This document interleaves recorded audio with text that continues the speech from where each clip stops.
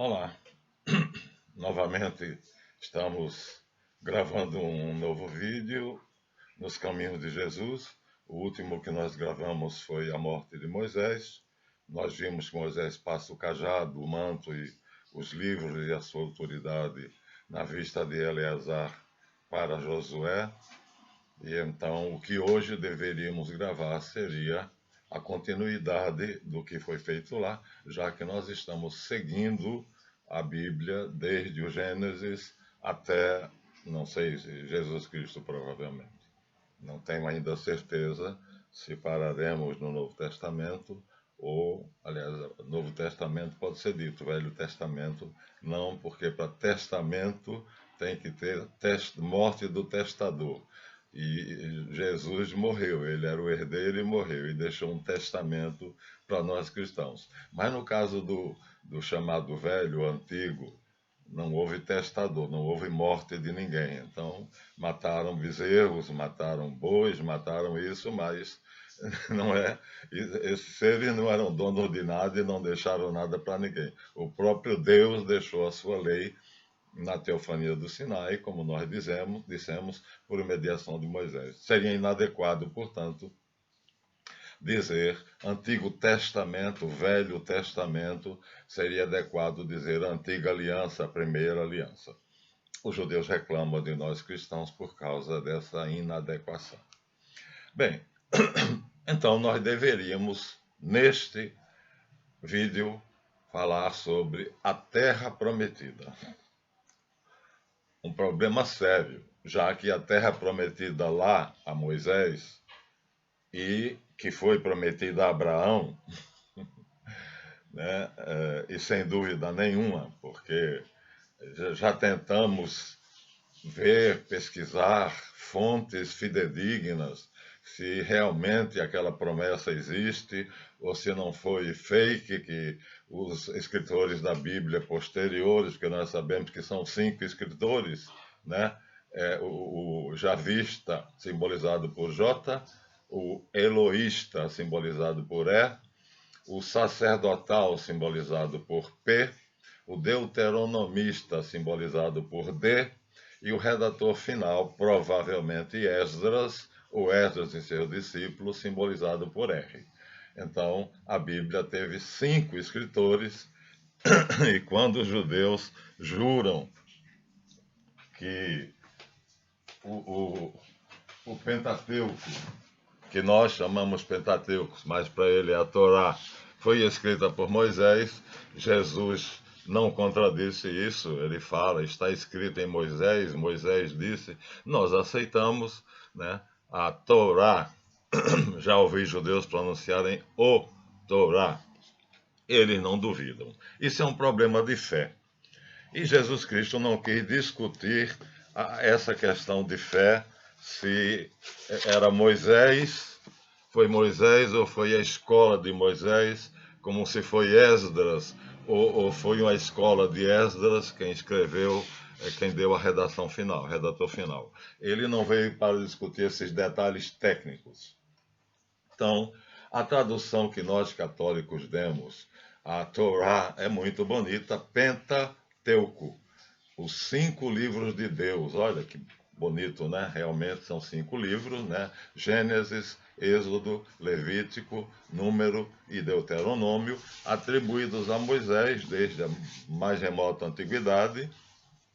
E eu tenho o prazer de ter uma das melhores traduções, quer dizer, ele é feito aqui em português e hebraico, metade em português, metade em hebraico, com notas em rodapé e com explicações muito apropriadas e verídicas, né, pelo rabino da comunidade sefaradita da Flórida. Os judeus têm uma divisão, né? Os Ashkenaz, que são falsos judeus, na verdade eles são mongóis, eles vieram de uma tribo de mongóis lá do século VIII e foram se entremetendo entre os judeus a partir de uma suposta conversão, que na verdade não foi conversão coisa nenhuma, era uma jogada política.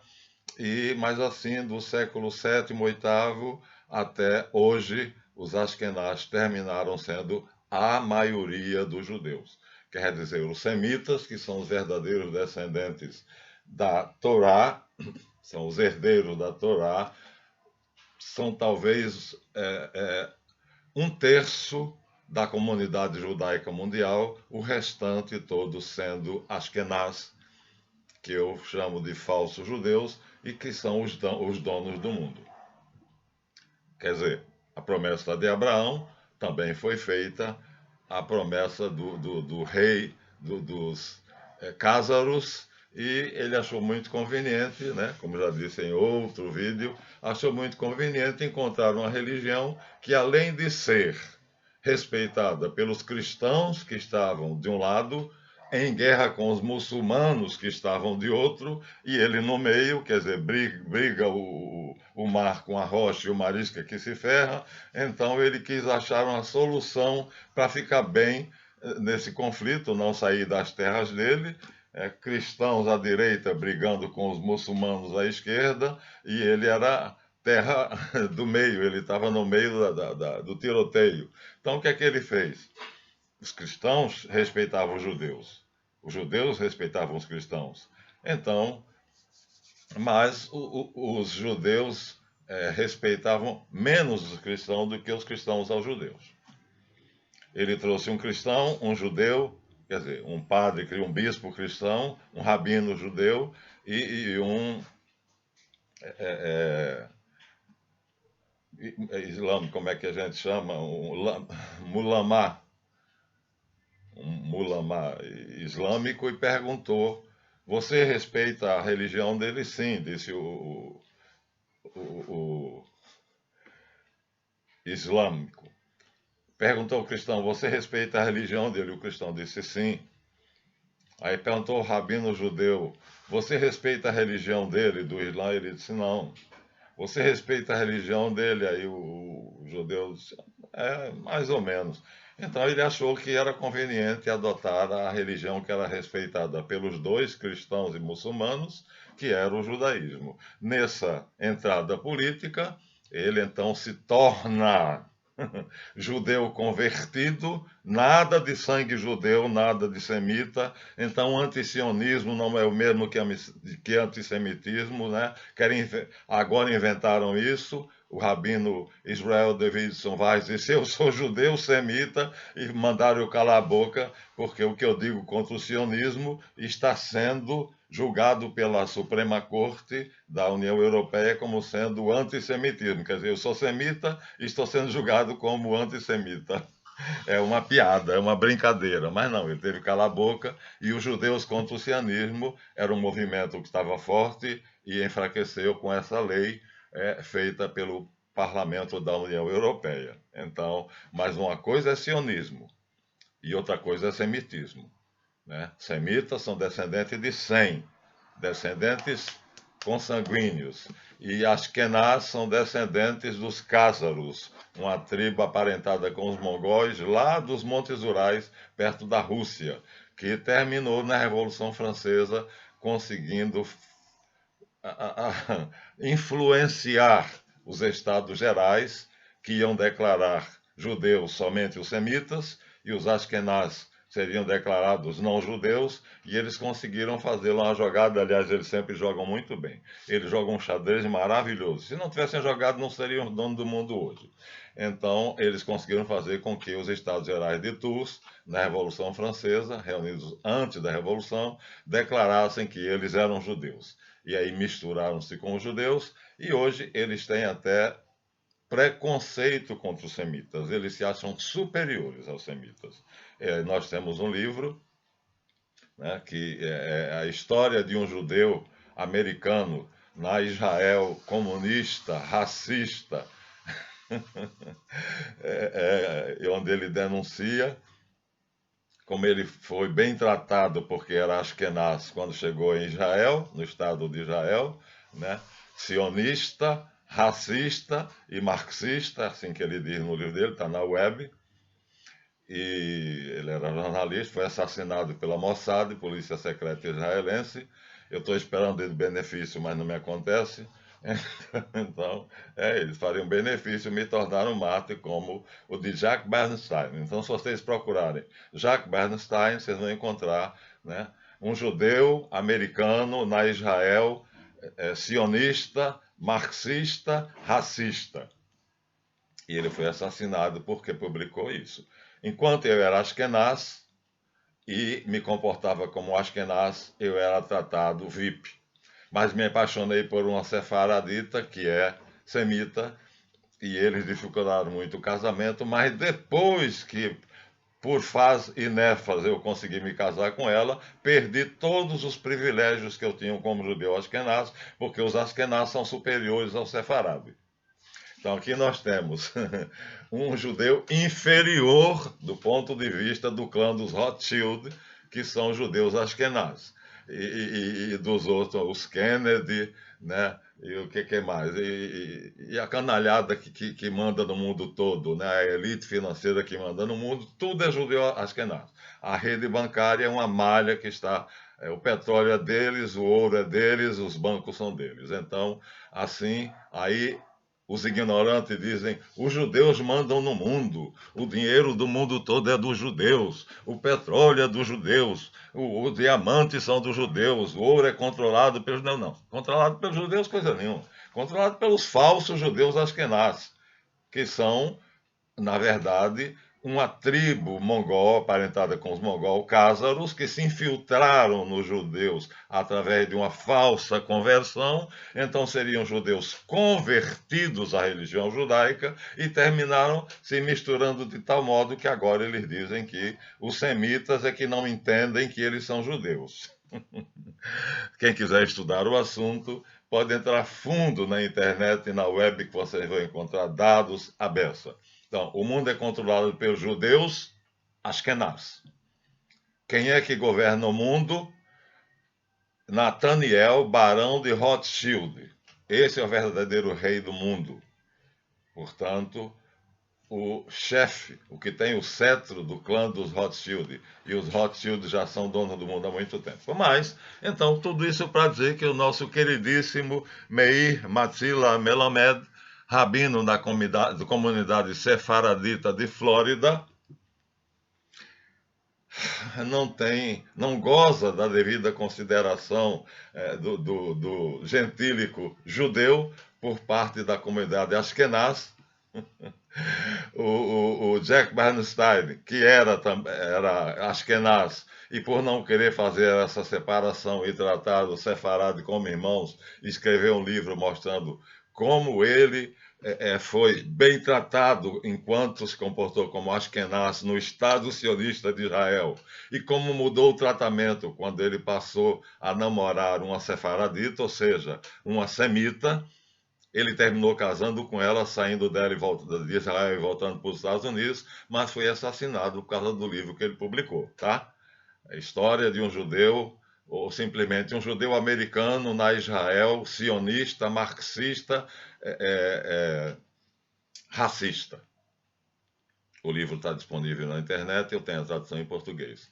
Então, aqui vão os meus respeitos, como também Maimônides, né, judeu do século XII, contemporâneo de Tomás de Aquino, a quem eu presto a honra de intitular esse canal Guia dos Perplexos, que é o nome do principal livro de Moisés Maimônides. Bom, então, na verdade, voltemos às vacas gordas. Então, eu deveria estar falando nesse vídeo sobre Josué.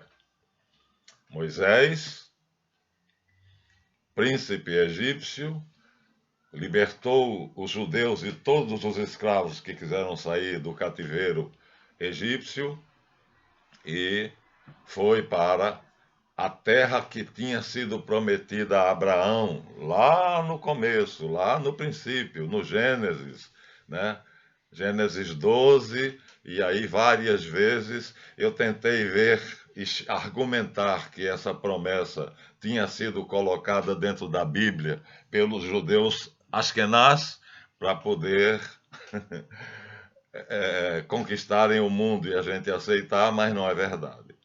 O que é verdadeiro assim como o Deus de Abraão prometeu a Abraão a terra de Canaã, e depois, numa segunda promessa, ele promete a Jacó não somente a terra de Canaã, aliás, no próprio Gênesis de Abraão. Ele faz a Abraão a promessa de Canaã, depois promete a Abraão as terras que vão do grande rio Nilo até o Eufrates, e chama-se promessa estendida. E a Jacó, ele diz: fique em pé, Jacó fica. Ele olha para o norte, para o sul, para o leste e para o oeste. Jacó, ele diz: tudo isto darei a você e a sua descendência, quer dizer, o mundo. E no final deu. Está aí. Eles não só se estabeleceram em Canaã, a antiga Palestina, hoje Estado sionista de Israel, como, né, destruíram a civilização islâmica, a economia, a cultura e a religião muçulmana, tornando eles odientos aos nossos olhos, quando na verdade os terroristas eram os judeus das Ashkenaz. E então não são somente donos de Canaã e donos da terra que vai do grande rio Nilo até o Eufrates, eles são os donos do mundo. Quem quiser pode tirar isso a limpo. O clã de Rothschild, M.S. King, escreveu um livro em inglês, que há uma doutora que fala da verdadeira história da humanidade, que se refere a ele no último vídeo que eu vi dela, né, sobre a nova ordem mundial. Ela se refere a esse livro. M.S. King chama a Terra de planeta Rothschild, o Rothschild, como vocês querem pronunciar. Não, a Terra é um planeta do clã dos Rothschild. Mas tudo começou lá com Josué. O que Ben Gurion, terrorista, e Golda Meir, e Moshe Dayan, e Menachem Begin, e a canalhada toda que era terrorista do lado dele, começaram a fazer, se estabelecendo num pedacinho da Palestina, 5% comprados pelos grandes ricos judeus, e depois fazendo a Primeira e a Segunda Guerra Mundial para tomar a Palestina do sultão Hamid II e dá-la de presente ao barão de Rothschild, né? Nós temos um documento, um bilhete datilografado, que é pomposamente chamado de Declaração Balfour, onde Lord Balfour, ministro da Inglaterra, diz ao barão de Rothschild da época, de 1940 e qualquer coisa, não, 1914, na Primeira Guerra Mundial ainda, que Sua Majestade Britânica vê com simpatias as aspirações sionistas de terem um Estado nacional na Palestina. Ora, bolas, os judeus saíram de lá no ano 70, expulsos por Vespasiano e Tito, né? Ficou uma meia dúzia, principalmente de samaritanos, que deram origem ao que seria os palestinos antes da expulsão, né? E os israelitas se espalharam pelo mundo todo. Terminou em que uma hora Theodor Herzl, que é um nome falso para o judeu chamado Ashkenaz, chamado Benjamin Zeev, junto com Karl Marx, que era Moses Mordecai, junto com Lenin, que era Vladimir Ulyanov, todos com nomes falsos, entraram na história e assim tomaram Canaã, ou seja, a Palestina dos palestinos. O nome Palestina vem de Palestim, ou Filistim, que eram os principais habitantes de Canaã, os filisteus, contra quem Davi guerreou tantos anos. Então, filisteus, Palestina, palestinos, mas depois do ano 70, no ano 1914, os judeus, o clã de Rothschild, reclamou a posse da Palestina, a terra dos pais, que Abraão, Isaac e Jacó tinham comprado. Olha, eu li e reli a Bíblia toda, de trás para frente, mais de 5 vezes, e não vi na história de Abraão, Isaac e Jacó, se eu pegar uma versão mais... Não vi em nenhum lugar na Bíblia, no Gênesis, que Abraão, Isaac e Jacó compraram a Palestina, a não ser terras em Siquém, onde ficava a gruta de Macpela, para enterrar Sarai, e ele pediu depois que ele fosse enterrado também ali. Pronto. Apenas um pedaço de terra que A Bíblia diz claramente por quantos ciclos de prata Abraão comprou, de quem comprou, o negócio está estabelecido aqui direitinho, certinho. Só um pedacinho de terra no que na época se chamava Siquém, e durante muito tempo, e aí, a partir desse pedacinho de terra, os judeus posteriores reclamaram a Palestina, dizendo que era terra comprada pelos patriarcas aos gentios. Nunca você procure na sua Bíblia, no livro do Gênesis inteiro, na vida de Abraão, na vida de Isaac, na vida de Isaac e Jacó. Isso não existe. Nunca os patriarcas compraram a Palestina. Compraram, como eu disse, um pedaço de terra em Siquém. E o bispo Edir Macedo, nas suas novelas e filmes e tal, garante que o que Josué fez, o que Moisés programou, foi a retomada da terra que pertencia, por direito de compra e venda, aos patriarcas Abraão, Isaac e Jacó, os pais. Moisés segue nessa mesma linha de terra prometida e planeja tudo sobre a retomada da Palestina, dá essa ordem a Josué, e Josué cumpre rigorosamente a ordem, mas não como está no livro de Josué. Na verdade, transformaram o livro de Josué num épico, onde ele conquista a Palestina toda. Não é bem assim, porque no livro de Números a gente vê um batalhão de danitas, da tribo de Dan, vagando pela Palestina, procurando uma cidade onde eles pudessem conquistar para se estabelecer, porque eles não tinham ficado com o pedaço de terra que tinha sido dado a eles, segundo a partilha por Josué. Então, veja, na verdade, a coisa não foi como está contada na Bíblia, mas o fato é que o mundo hoje pertence aos Rothschild. E tudo começou com Moisés e Josué. E tudo começou com Abraão. Gênesis 12. Não adianta tentar provar que não é. Eu tentei. É bobagem. Porque está na Bíblia toda. Você encontra na Bíblia toda. Está disseminada por toda a Bíblia a chamada promessa da terra prometida. A partir do Gênesis 12, vocação de Abraão, até o final da Tanakh, como eles chamam, que nós devemos chamar de Antiga Aliança, está disseminada por toda a Bíblia judaica a promessa, a terra prometida.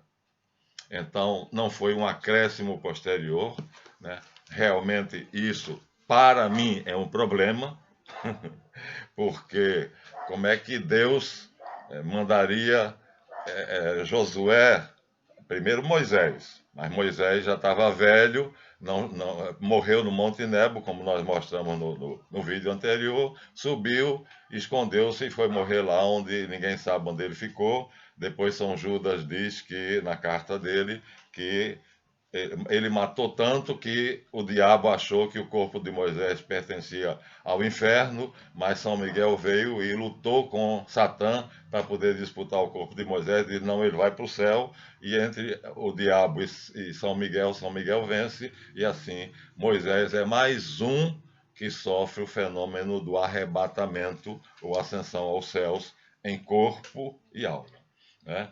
Enoque, Elias e agora Moisés. Então, nós temos aqui Gênesis 12, a história de Abraão, onde Deus diz, farei de ti uma grande nação, abençoarei quem te abençoar e amaldiçoarei quem te amaldiçoar. E aí, em Gênesis 12, 7, em Siquém, no carvalhal de Moré ou Mambre, o Senhor apareceu a Abraão e disse-lhe, eu darei esta terra à tua progênie, à sua posteridade. E Abraão ergueu ali um altar ao Senhor que lhe tinha aparecido. Onde está escrito Senhor, nas traduções bíblicas, é Javé. Mas Javé diz para Moisés, em Gênesis 6:3, que nunca se revelou a Abraão e a Isaac e a Jacó como Javé. Isso fica para cada um decidir. Então, quando aparece Deus, é El ou Elohim. E quando aparece Senhor, é Javé. Então aqui seria, ao pé da letra, seria assim: tendo chegado à terra de Canaã, Abrão atravessou até o lugar de Siquém, onde ele vai comprar um pedaço de terra, um pedaço, viu? Para enterrar Sarai, e onde ele também foi enterrado, até o carvalhal do Moré ou Mambré. Naquele tempo os cananeus habitavam o país, naquele tempo, porque hoje Israel é dono de 86% da Palestina, que conquistou à força, a bala, expulsando os palestinos de lá. A maior injustiça que o mundo cruza os braços, todo mundo sabe que é um erro, mas ninguém faz nada. Ali, Javé apareceu a Abraão e lhe disse: eu darei esta terra à tua progenie, ou descendência. E Abraão ergueu ali um altar ao Senhor que lhe tinha aparecido. É o primeiro altar, é o primeiro ato religioso que Abraão faz, honrando a Deus com uma oferenda, erguendo-lhe um altar, né? E subindo dali até o monte ao oriente de Betel, armou lá sua tenda, uma tenda de circo. Ao oriente de Rai, erigiu um altar ao Senhor, outro altar, Javé, Senhor é Javé, e invocou o nome de Deus, aqui é El. Aí, ora aparece Javé, ora aparece El. Abrão mudou-se caminhando por etapa em direção ao meio-dia. Bom, vamos parar de fazer distinção entre Javé e El, porque senão a coisa vai ficar mais complicada. O fato é que essa promessa divina de dar a Abraão e a sua descendência a terra de Canaã, dos cananeus, ou mais tarde Palestina, por causa dos filisteus, que eram os principais habitantes, né, a maior quantidade de povos que existia, vai ser repetida várias vezes na Bíblia e vai ser estendida porque em outro lugar, vamos ver se eu encontro, Gênesis 15, disse-lhe ainda a Abraão creu em Deus. Bom, deixa eu começar do começo. Abraão disse: vede, vós não me deste descendência, e eis que meu doméstico será meu herdeiro, meu servo. Deus retrucou, estou acabando com a diferença entre El e Javé. A tese dos judeus é que são o mesmo Deus com dois nomes diferentes. Não será este o teu herdeiro, mas sim um que sairá de tuas entranhas. Este é Ismael, filho de Abraão com a escrava Agar. E levando para fora, disse-lhe: contempla o céu, conta as estrelas se puderes. E acrescentou: assim será a sua descendência. Abraão creu em Deus e Deus lhe imputou como justiça. Disse-lhe mais Deus: eu sou o Senhor, que te tirou da terra de Ur dos caldeus para te dar esta terra em propriedade. Então aqui ele está apenas numa barraca, num circo armado, perto de Siquém ou de Betel, ou ainda aqui, já tem outro lugar aqui. Mas Abraão disse: Senhor Deus, como poderei reconhecer que possuirei essa terra como minha? Me dá uma prova. Disse-lhe Deus: toma uma novilha, uma cabra e um cordeiro, todos eles de 3 anos, uma rola e um pombinho. Abraão tomou 3 animais, partiu-os pelo meio, não porém as aves, pois as metades vão defronte da outra. Os abutres desciam sobre os cadáveres, mas Abraão os enxotava. Quando o sol estava para se pôr, Abraão caiu num profundo êxtase, e eis que um grande terror, uma grande escuridão o surpreendeu.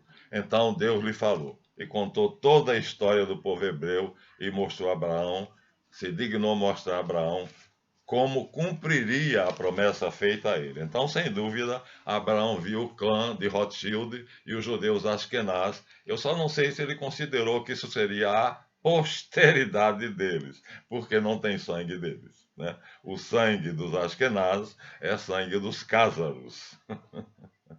Então, se Deus mostrou até hoje, porque aqui a ideia é de que Deus vai provar a Abraão que vai cumprir a promessa. Então, Então vai mostrar a ele, de fato, 5.000 anos de história. E mostrando que nessa visão que ele terá, depois dessa macumba braba, que ele próprio ficou assustado, porque caiu um profundo sono e um grande terror tomou conta dele, numa grande escuridão. O negócio, a macumba aqui era braba, mas ele fez. Hás de saber que teus descendentes serão estrangeiros numa terra que não lhe pertence, o Egito, e que serão escravizados e oprimidos durante 400 anos. Mas eu julgarei também o povo ao qual servirão, e depois sairão dali com muitos bens. E Deus, naquele dia, fez uma aliança com Abraão, outra, dizendo, já é outra, hein? Gênesis 15, versículo 18. A tua descendência dou esta terra, desde o rio do Egito, Nilo, até o grande Eufrates. O Sineu, o Cenezeu, o Cadmoneu, o Eteu, o Ferezeu, o Refaíto, o Amorreu, o Cananeu, o Gergeseu, o Jebuseu. Então, não tem como anular isto. Aqui já está a promessa dita estendida. A primeira promessa foi a terra em que pisas, a terra dos cananeus, habitada pelos cananeus. Esta terra em que tu habitas, como é que foi? Vamos voltar à promessa em sua primeira acepção. Deus diz,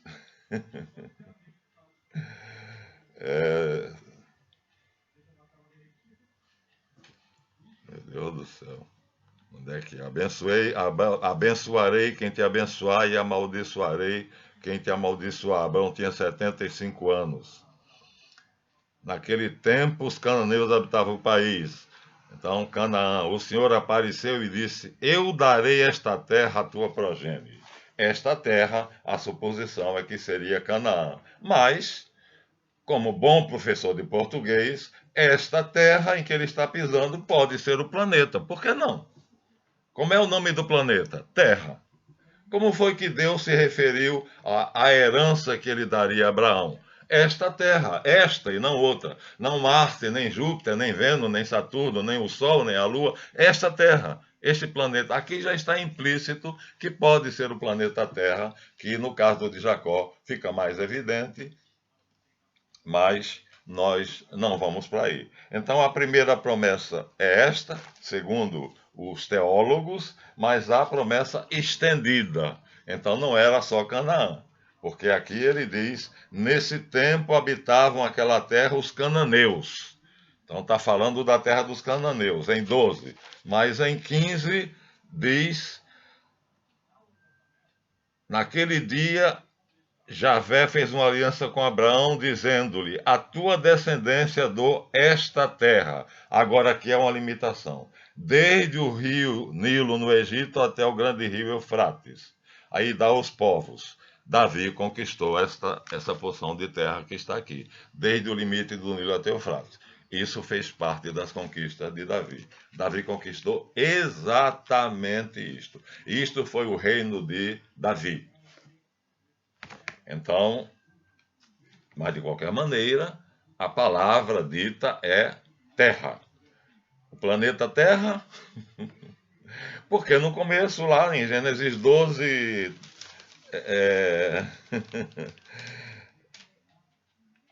6, 7, em Gênesis 12, 7, ele diz, ali habitavam os cananeus, nos dando uma suposição de que seria Canaã. Esta terra, a expressão em questão é essa. Aí aqui, em Gênesis 15, 18, o Senhor fez uma aliança com Abraão, outra ou é a mesma? Eu te darei esta terra, a expressão é a mesma, desde o rio Nilo até o Eufrates. Ora, não pode estar se referindo à mesma promessa. O pacto não é o mesmo, a aliança não é a mesma. Se na primeira ele disse esta terra e se referisse somente à terra habitada pelos cananeus e filisteus, que do nome filisteus veio o nome Palestina, aqui ele está deixando claro que não é somente Canaã. Do Nilo, no Egito, até o Eufrates, na Mesopotâmia. E Davi conquistou exatamente essa terra que está aqui delimitada. Os limites do reino de Davi foram estes. Mas a expressão é esta terra. Esta terra pode ser o planeta Terra, que o clã de Rothschild agora é dono. Vocês sabiam? Vocês já conferiram no Brasil as privatizações e as fusões no mundo inteiro e no Brasil? Vocês já viram que a maioria das pessoas são laranjas, como Rockefeller foi, como Soros é, laranjas do clã de Rothschild, porque tudo é dele. Tudo pertence a Rothschild. Por isso, M.S. King, quer ver o livro? Quer baixar a versão em PDF? Entra no Google, procura Planeta Rothschild M.S. King e você vai ter volume 1 e volume 2. Desde que o Moses Amschel Bauer, ainda com o nome de Bauer, até o ano em que King terminou de escrever o livro, ele vai mostrando como foi que Rothschild foi tomando conta disso, daquilo. O golpe para tomar o Banco da Inglaterra, todo mundo sabe, foi em 1810, na guerra do almirante lá. Não, o almirante foi no Egito. O general, esqueci agora o nome do general inglês, Nelson. Né? Não, o almirante é que é Nelson. Bom, não veio agora, talvez venha. Então, derrotou. Então, quando Napoleão foi derrotado pelas tropas inglesas, um canalha pago por Rothschild foi correndo de cavalo, né, até a Inglaterra e falou para Rothschild. E ele espalhou o boato de que a Inglaterra tinha perdido. As ações do Banco da Inglaterra despencaram de 10 libras a 25 centavos. Ele comprou tudo. Quando o general chegou, meu Deus, como é que é o nome do homem? Eu só me lembro de Nelson. Nelson foi almirante e ganhou a batalha contra Napoleão no Egito. Mas esse aqui, o Duque de Wellington, veio. Então, o Duque de Wellington, quando chegou na Inglaterra, disse: vencemos. Mas aí a família Rothschild já tinha comprado as ações a 25 centavos. E o Banco da Inglaterra era dele, como ainda hoje é. Com as despesas da guerra com a Inglaterra, o Banco francês quebrou. Banco da França. Banco Federal da França quebrou. O que é que Rothschild fez? Mandou barras de ouro como lastro para o sei lá o que, monarca, presidente, que já tinha havido a Revolução Francesa, o regime já deveria ter mudado, já não era mais rei, já devia ser presidente, République Française, e ele mandou lastro, e aí o Banco da França ficou sendo de quem? Se todo lastro que dava agora validade, legitimidade e capacidade para ser um banco, foi o ouro que Rothschild mandou. Todo mundo sabe disso. Isso é história com H. E depois, para pegar o Federal Reserve, que de Federal não tem nada, porque é de Rothschild, a abreviatura é Fed, e Fed mesmo, imprime as cédulas com as máquinas do governo americano e empresta ao governo americano a juros. Quer dizer, todo ano o governo americano toma emprestados as cédulas de dinheiro americano, de dólar, impressos pelos Rothschild e alguns bancos que são dos lambe-bota deles, e Kennedy acabou com isso, foi assassinado. Lincoln acabou com isso, foi assassinado. Kennedy acabou com isso, foi assassinado. Se você pegar a nota de $1 da época de Lincoln, você vai encontrar escrito American Treasury Note, quer dizer, nota do Tesouro Americano. Mataram Lincoln. Aí voltou a ser Federal Reserve Note, nota da Reserva Federal, que não é federal, porque se é particular não é federal, ora bolas. Aí Kennedy decidiu fazer o que Lincoln fez, suicidou-se praticamente, né, quando ele fez isso, e aí tomou de novo as máquinas dos Rothschild, imprimiu dinheiro e botou novamente nas cédulas, que essa talvez você ainda consiga uma, quem sabe, né, National Treasury Note, nota do Tesouro Federal. e foi assassinado. Coincidentemente, né, os dois presidentes que tomaram o poder de imprimir dinheiro, dos Rothschild e outros banqueiros que são lambibotas deles, foram todos dois assassinados. Quem assassinou Lincoln? Um fanático escravagista que se chamava John Wilkes Booth, que não aceitou a libertação dos escravos decretada por Lincoln. Assim disse a história, assim ficou.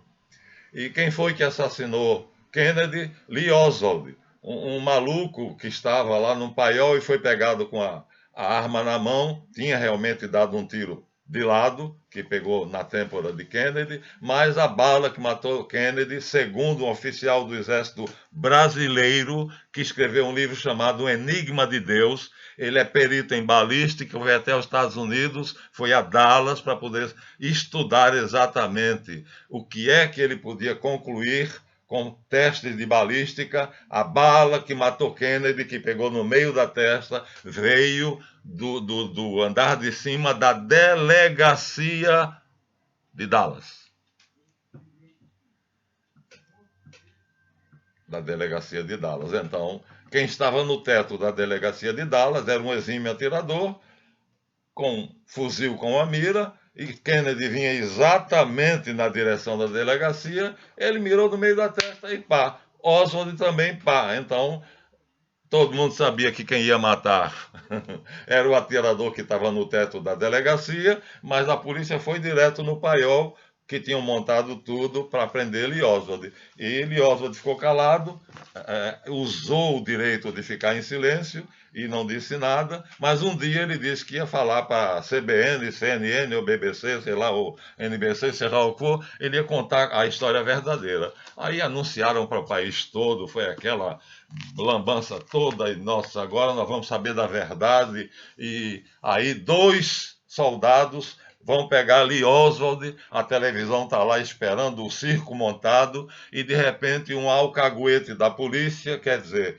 um civil que fazia investigação e levava as informações para a polícia, chamada Jack Ruby, entrando pela porta da frente da delegacia, saca um revólver e descarrega no peito de Lee Oswald.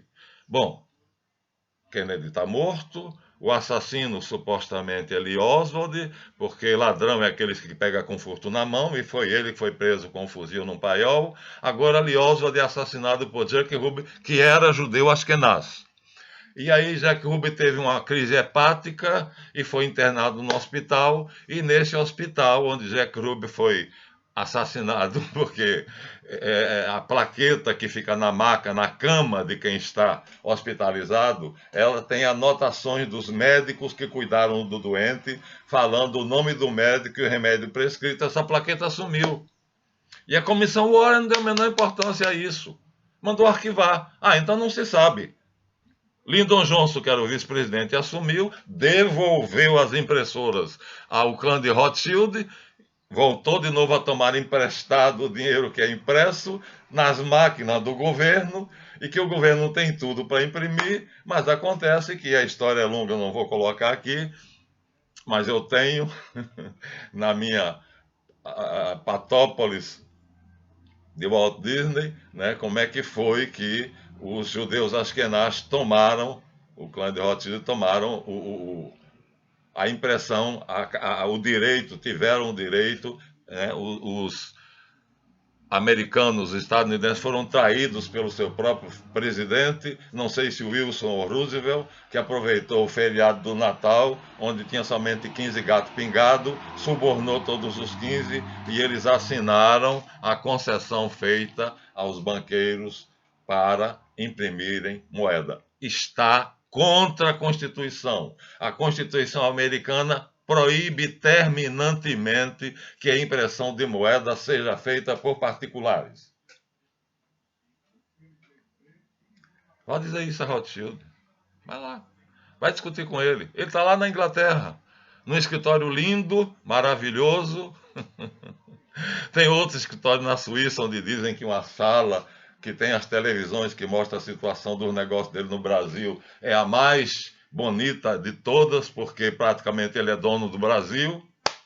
Se vocês forem verificar de quem é a Light, de quem é isso, de quem é aquilo, todas as privatizações foram compradas pelos Rothschild, pelo irmãozinho dele que casou e ele veio aqui no Brasil para o casamento do irmão.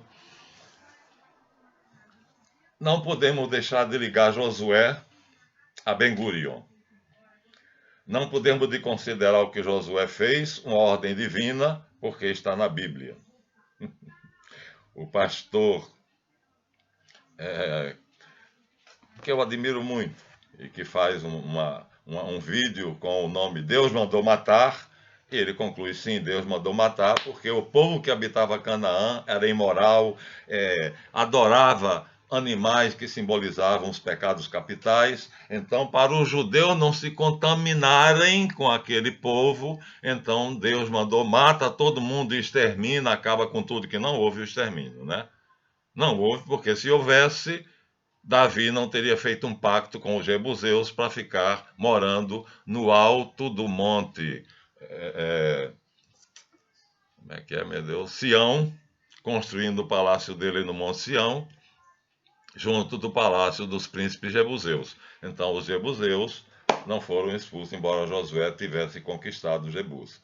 Então, não foi assim um genocídio, bem como a gente às vezes diz quando se emociona, mas também a coisa não foi mole, não. Vou ler um pedacinho depois, não agora, esse vídeo não vai passar de 50 minutos, vou ler um pedacinho. Não tenho como falar do planejamento de Moisés, feito em cima da promessa feita a Abraão, depois reiterada a Isaac, depois a Jacó, e disseminada por toda a Bíblia, de que esta terra, na verdade, o planeta, esta terra, onde nós estamos, o planeta Terra, pertenceria à descendência de Abraão. Mas como nós sabemos que, segundo o nosso queridíssimo Eduardo Churré, em sua maravilhosa História dos Grandes Iniciados, ele diz que essa história de Abraão gerou Isaac, Isaac gerou Jacó, não tem nada a ver, até porque o próprio Novo Testamento, aqui eu tenho a Bíblia de Jerusalém, só o Novo Testamento, mas eu tenho ela também no Antigo Testamento, ele diz que na lista dos antecessores de Jesus, comparando a de Mateus com a de Lucas, faltam 3 reis entre fulano, entre Zorobabel e não sei o que lá, e Salatiel. Então, quer dizer, essas listas não eram, na verdade, pai consanguíneo e filho. Churré,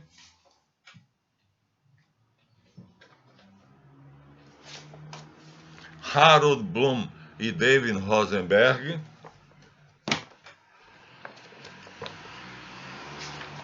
Rafael Patai e Robert Graves dizem que de Abraão até Isaac vão 20 gerações, segundo a história.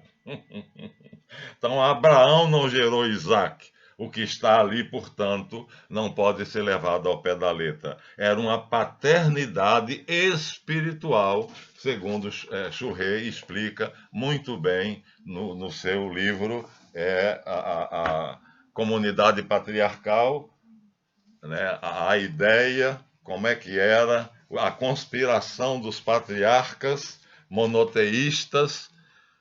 O que é que era? Era o globalismo. Um só homem governando a Terra. Um só Deus, um só rei, uma só religião, uma só igreja, uma só moeda. Globalização total. Exatamente como o bispo Edir Macedo colocou, bispo, uma obra, como ele colocou no Apocalipse dele. Está aqui. Olha, não sou eu. Churré era historiador.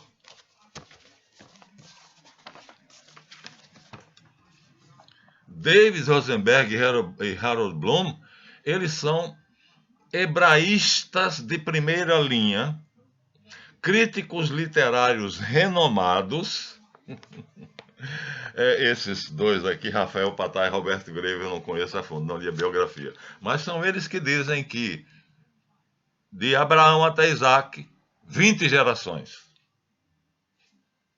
Mas não posso censurar só os judeus, não, viu? Por causa desse furo aí, não posso censurar só os judeus, não. Porque quando a gente vai ao Novo Testamento, também vai encontrar uma coisa semelhante, porque comparando a genealogia de Mateus, nós temos duas genealogias de Jesus. Uma em Mateus, Evangelho segundo São Mateus, livro da origem de Jesus Cristo, filho de Davi, filho de Abraão. Então nós temos aqui uma genealogia, e em Lucas nós temos outra genealogia. Genealogia de Jesus, o novo Adão. E as duas não coincidem. Só há dois nomes comuns, as duas genealogias. Meu Deus!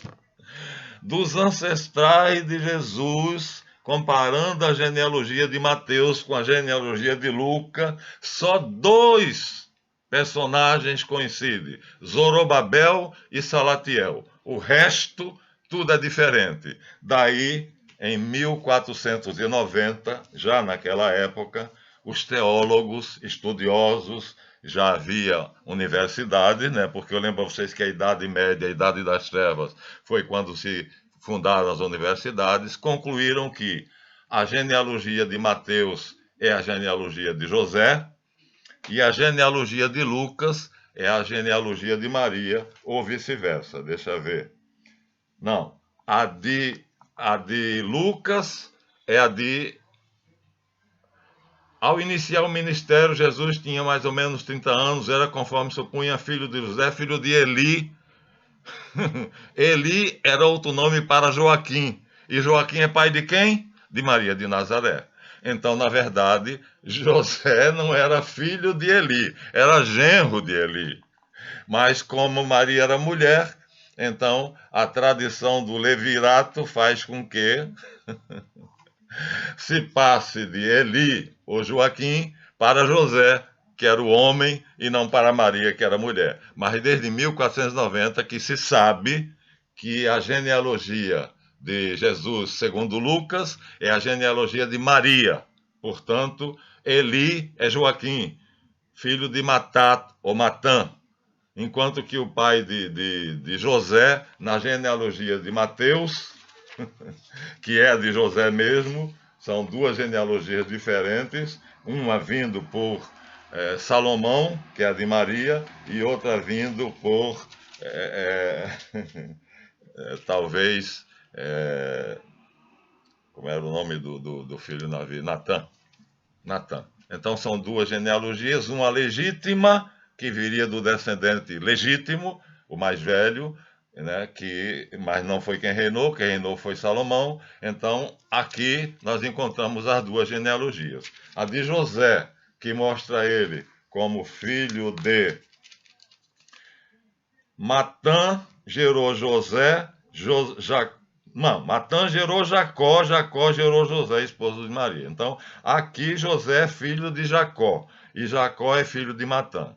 Lá, José é filho de Eli. Bom, filho de dois pais diferentes ele não pode ser. Então, em 1490, a charada foi decifrada. Na verdade, a genealogia de Mateus é a genealogia de José, e vem de Natã, que é um dos filhos de Davi. Na época seria o mais velho, já que Salomão matou Adonias, que era, por direito, o descendente legítimo. E em Lucas dá a genealogia de Maria. Portanto, o Eli, de que se fala aqui que era pai de José, filho de Matat, na verdade era a descendência de Maria. Então Jesus une as duas linhagens, a legal e a legítima, a de Salomão e a de Adonias. Portanto, Jesus era por direito de sucessão, o verdadeiro rei de Israel, como está na cruz. Inri, Jesus Nazareno, rei dos judeus. Eli era outro nome usado por São Joaquim, esposa de Santana, pai de Maria, que ali foi colocado como pai de José. Na verdade era genro, mas a língua hebraica não tem a palavra genro. Além do mais, não seria decente colocar uma mulher numa genealogia, embora nas outras genealogias tenha 4 mulheres, mas o autor daquela genealogia não achou decente terminar com Maria e terminou colocando um homem no final da linhagem, e essa linhagem, né, na verdade, Eli é São Joaquim, pai de Maria, mãe de Jesus. Portanto, Jesus tem sangue de Davi, por Maria, que é descendente de Salomão. Então, a história de que Jesus não é descendente de Davi está errado. É descendente de Davi por Salomão, porque a linhagem que está lá é de Maria. E também, segundo a lei do levirato, como aconteceu com... Eita, já são 55 minutos. Como aconteceu com Samuel, que era filho de criação de Eli, sumo sacerdote, que tinha 3 filhos que morreram porque não prestavam, eram vagabundos, e quando ele soube que os 3 filhos morreram, teve um ataque do coração e caiu, estava numa cadeira de balanço e balançando na frente do templo e caiu. E quem ficou como sumo sacerdote, profeta e juiz de Israel? Samuel, que era filho adotivo. E fica bem claro na Bíblia Sagrada que Samuel foi adotado por Eli. Com 4 anos de idade, assim que desmamou, a mãe de Samuel cumpriu o voto que ela fez a Deus. Se me deres um filho, eu o darei a ti, Senhor Deus do universo. E a ti quem? Ao sumo sacerdote Eli. Desde o começo se sabe a história de Samuel. Então, com 4 aninhos, ainda trocando fraldas, quase coitado dele, foi cuidar dessa criança notável e se tornou pai de Samuel e pai de fato, porque o herdeiro no sumo sacerdócio, no profetismo e no cargo de juiz, ou autoridade maior respeitada pelos judeus, na época de Eli, quando Eli morreu, foi Samuel, o profeta Samuel, que ungiu o rei Davi. Então, do mesmo modo, Jesus poderia, sendo filho adotivo de José, dizer-se filho de Davi, mas não precisa, porque nas 2 genealogias, hoje, a maioria absoluta dos teólogos concordam. Uma genealogia é a de José e outra genealogia é de Maria. E a de Maria vai de Salomão até Maria, só que no lugar dela se coloca José. E Eli é São Joaquim. Tá bom? Então, o assunto vai render, porque eu não me conformo em contar como foi que Moisés planejou e Josué tomou a terra prometida. Eu vou colocar algo de muito pessoal aqui, porque eu sou crente por um lado, mas sou cientista por outro, investigador. E então, cumprindo a encíclica Divino Afflante Spiritus de Pio XII ou Pio XIII, vamos fazer uma leitura, vamos dizer assim, realista, ao mesmo tempo que respeitando a intenção do autor, respeitando também a crítica textual e os avanços da ciência da época. Não se esqueçam de dar o seu like, se gostaram do vídeo. Inscrevam-se no meu canal. Tem muito pouca gente ainda inscrito, tem um grupo de amigos. Na verdade, eu precisaria expandir o canal. Então, dar o like, a mãozinha assim, e inscrever-se no canal seria, então, o meu pedido a vocês. Façam isto, por favor, ajudem o nosso canal a deslanchar. Até a próxima, porque isso ainda vai render.